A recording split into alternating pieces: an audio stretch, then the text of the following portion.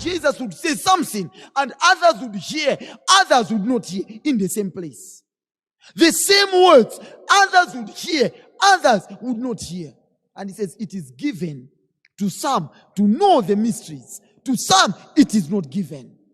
So it requires divine help to access the mysteries of the kingdom of heaven. And yet, when you access them, that's what makes a difference. You see, all men before God are the same. As in, every person that gets born again, a man, a lady, you get born again. At that time, you are the same. There is no favoritism. God doesn't like one and then hates another. All of us, when we got born again, we were the same. But what differentiates our results? What will begin to differentiate our results is our access into the mysteries of the kingdom of heaven. Because to the extent that you have accessed a mystery, a principle, you now begin to use it. And what happens is this: your access to the mysteries is what activates their operation in your life. They are like laws. They are like laws. And your understanding of those spiritual laws is what activates that law to work to your advantage. If you don't know it, the law will remain there, but will never work to your advantage. It will just be there.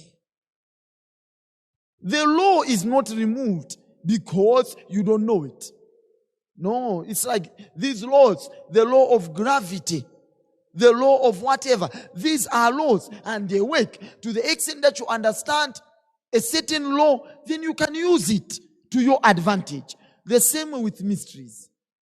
To the extent that you know a mystery, you understand it, then you can take advantage of it.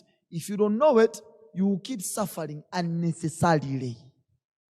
That's why I like to say most suffering that happens amongst Christians is simply unnecessary. Most suffering that happens amongst Christians is simply unnecessary. It's those that have, that is for those that have failed to access requisite mysteries. And I've told you something.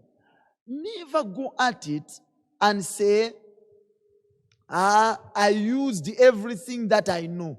You see, that statement is a waste of time. Where someone says, I used everything that I know.